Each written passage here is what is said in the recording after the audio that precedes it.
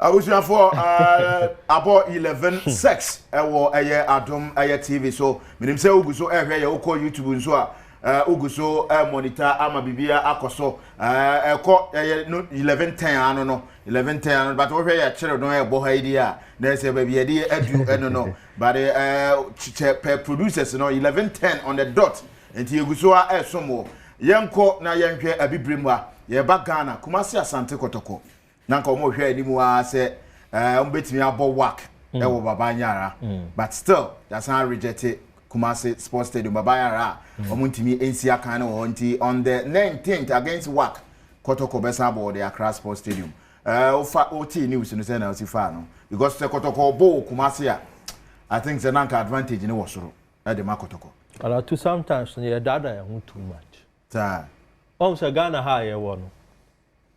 The only conditionally approved venue I ever Accra Sports Stadium. Okay.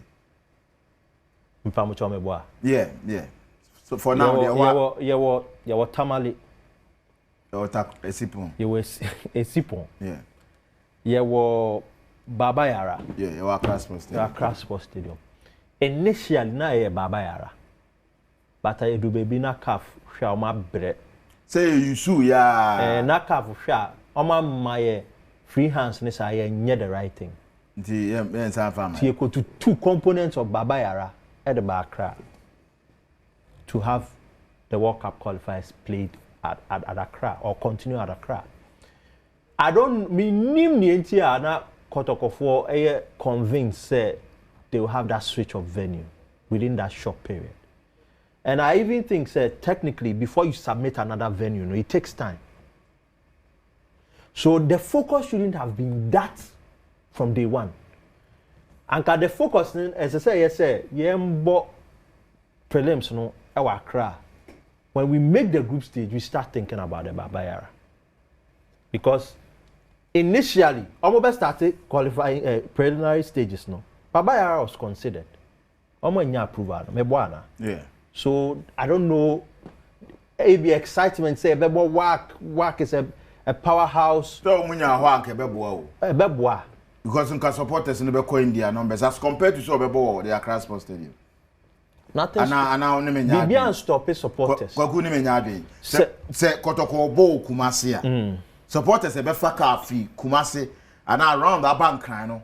E different from so Bebo Kumasi. Hitherto Kotoko bo has our Tamale crowd, the stadium will be packed. Yeah, you respecting Kotoko decision say obo the matches will buy. Eba. Hitherto no Kotoko our Tamale the place will be packed. Waba crowd be a lot of games. Only has a packed stadium. Their game against Kara. Mepamucho Dean, Ota to Quine. Accra to Kumasi, what is the distance? When the crowd road in Indian, I think and you see, traffic. Kotoko born home matches with Kumasi. It is all Africa. There is no guarantee. Tell me the last time Kotoko bought Baba Yara when you had 20,000 fans at the venue. Was it not this country 2 seasons, 3 seasons ago?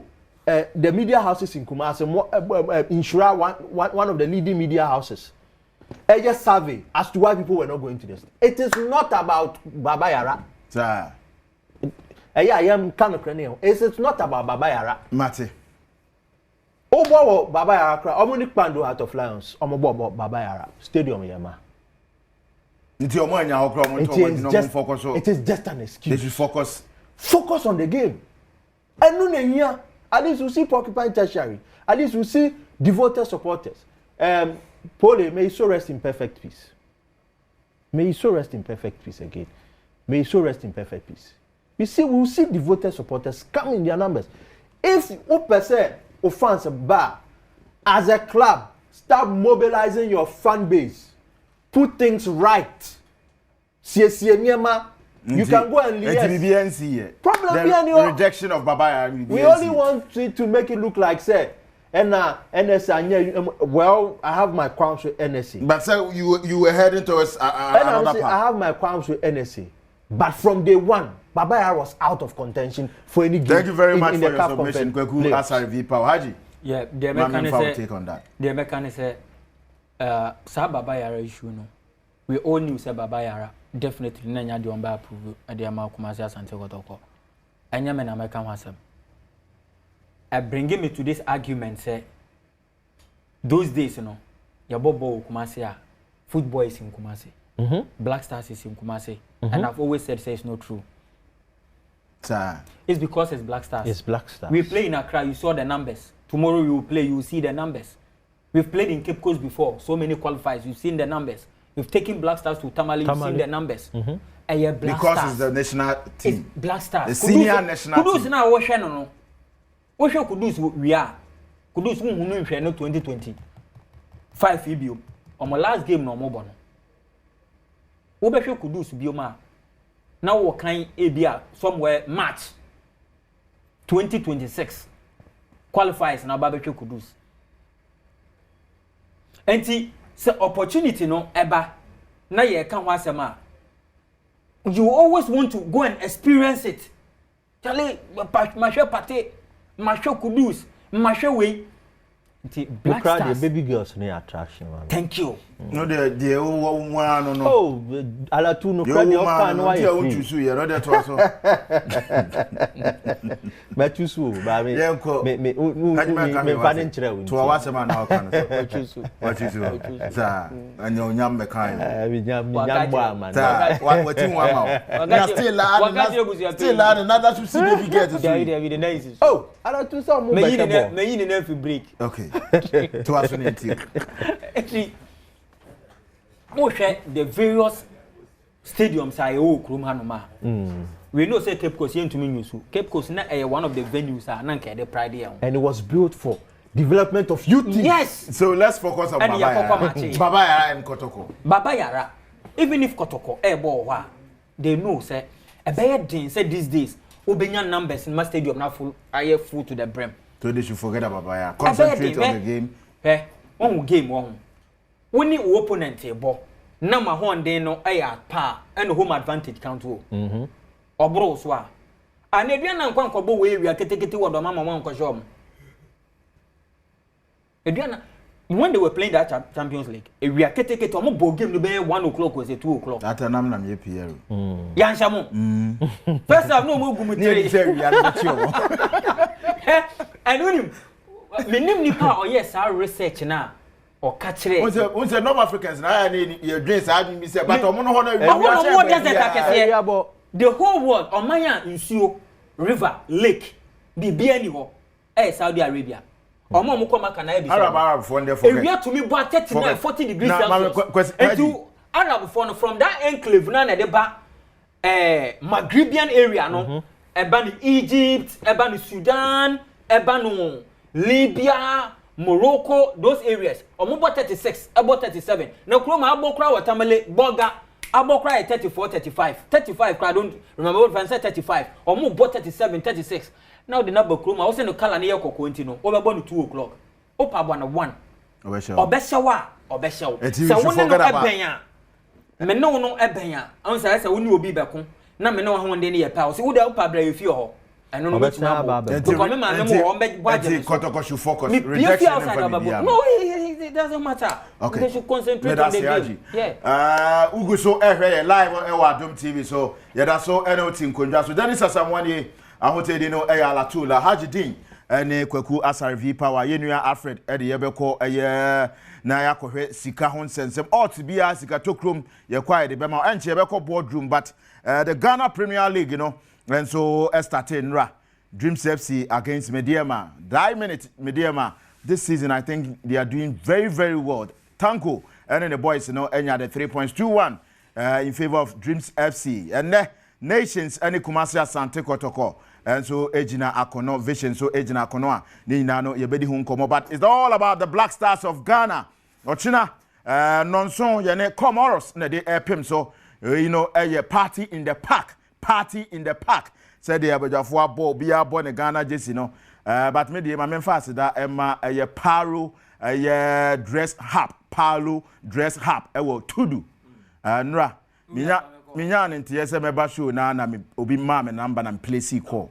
Me play C call na paru, or say ala tu. Mahu said, oh, state and city me delivery there about 1 minute na moto there ba nti Paulo nkasa nti mame entia Paulo Pablo Paulo me bona baso Jesse no ba bia benya bia no okwa Paulo be ma Jesse man for me dia mre me o de obi ade be say Alfred by wan fa bia ma okay ti wodi kan report wa ma Jesse we nya be to me Paulo dress hub wo tudu Jesus ni nyina akwa won sa be kan de we supporters de no nti aka players ni de no de be brem aso biem kura obesort obi a yan Kotoko nations meeting bia wa Abrankese no as a time bia nations e won top de Kotoko anya ni draw e wo Abrankese quick on Kotoko nations game na kwakum fa kakran Haji Dean fa kakran kan no nko boardroom mi nations back Premier League Kotoko share no. Yeah. Enti no me kai omo very first game omo botutu bi. Yeah, omo botutu. Ye tutu nkonya. Na Dr. Kwame Chase. Oh, me a men crop for ne Kotoko. Yes, ya set president will come hapa. Enti kabia me a mafa. Masum. So Kotoko. Nations almost started. Okay. And me nyan nti ese kasi mingo ho keka sa because now no say the course we now supporters and in form na impressive after Gauka top 4 tournament but nations players do say no more ton after the just end the season because season no more bad they just end the season was Abdul Karim Koye I think the last season they really almost season kakra say issue na see with Baseke no yeah but Abdul Karim Baba has, I think, players still be caught. Farouk has a Hawaii United striker. He also joined, but I mean, maybe it's a slow start to the season.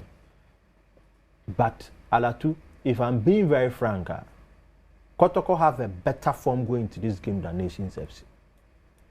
And I don't know, say, me name say Albert Amwa will be available there. Albert Amwa is available. Almost resting for the work game. Oh no, injury. Sir but report I can say it wasn't as feared as who senior no more no. And referee know this game no anyade. Their players you have to protect them. Omona Cecilia no Albert Amwa is one of the players in tier.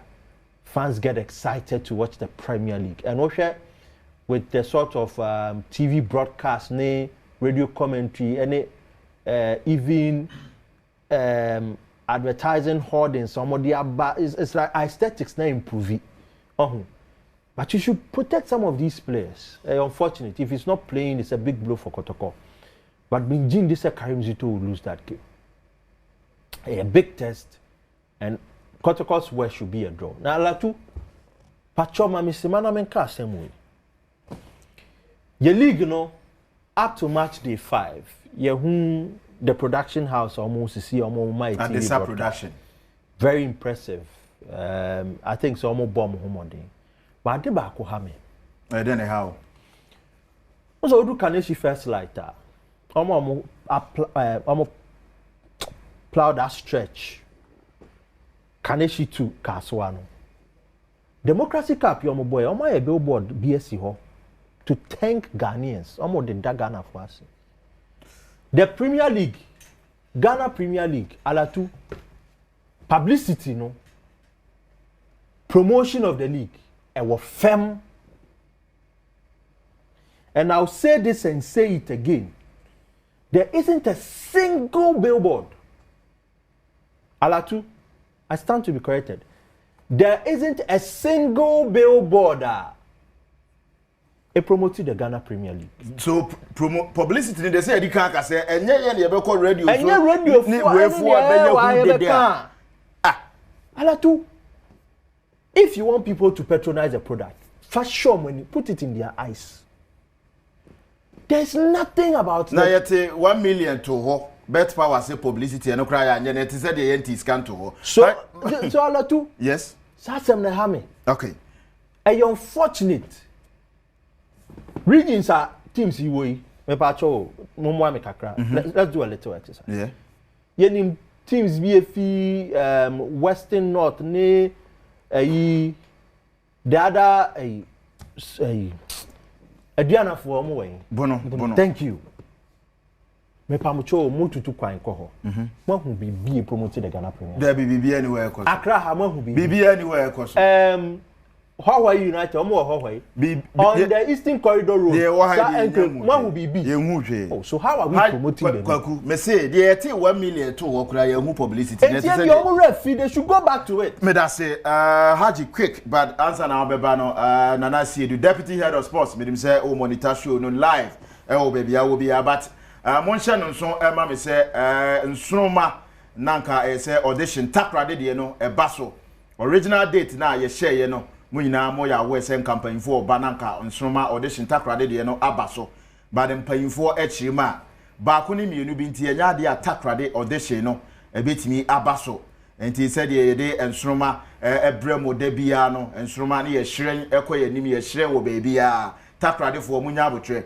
employinfo chima ba ko ni mienu bi na ankoso antimi ama audition no ama so nti ye be sheda ashe da cropoting ye be fix data takrade nsroma audition no ebetimi abaso enti momfa che bia na nka malazi mi matwen mo hwe ani mu senka nsroma audition no takrade de ne beba so na nka matimi aba ama bibia akoso but momfa che menim se date bia mpanyinfo be hye for takrade audition no on nsroma no ya de beto manim ewo Adom TV so Adom TV ye wazi a oye Haji quick on Kotoko Nations FC game no na boardroom. Yeah, so Nations FC this season omo player we just so na me hu so ye key or free ho ye Berima Ban they are joining baby any go stars on a free ho so face out our team nyina da Oko Gripman Razak Simpson Omina Razak Simpson yeah Oko Gripman so then they brought in one guy I think from